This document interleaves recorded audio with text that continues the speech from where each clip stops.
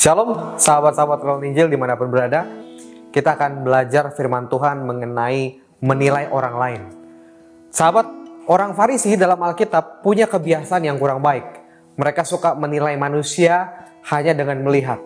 Contoh dalam Lukas 7:39. Alkitab mengatakan ketika orang Farisi yang mengundang Yesus melihat hal itu, ia berkata dalam hatinya, jika ia ini nabi, tentu ia tahu siapakah dan orang apakah perempuan yang menyentuhnya itu.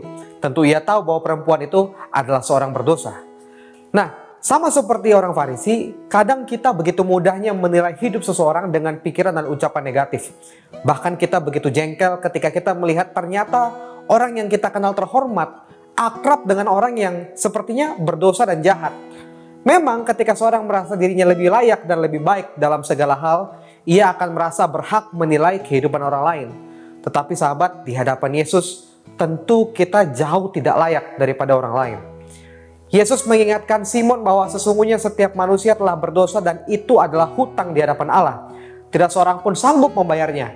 Itulah sebabnya dalam sebuah perumpamaan, Yesus mengatakan bahwa seluruh hutang manusia telah dihapuskan, tidak peduli sebesar apapun nilai hutangnya. Orang yang merasa punya hutang besar, ketika hutangnya dilepaskan, maka ia akan sangat bersyukur kepada si pelepas hutang.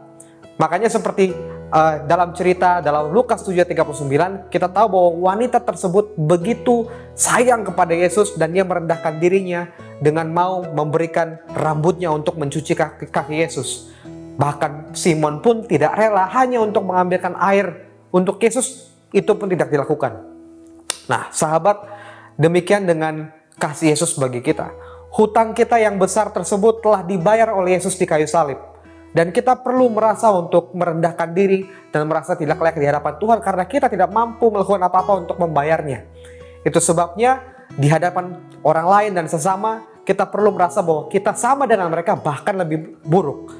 Kalau kita mau menilai orang, maka kita perlu untuk ingat bahwa kita sangat-sangat tidak layak di hadapan Tuhan dan Yesus telah menyelamatkan kita.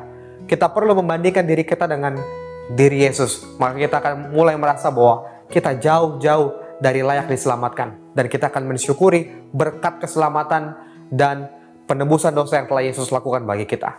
Saya bawa dalam nama Yesus, Tuhan memberkati.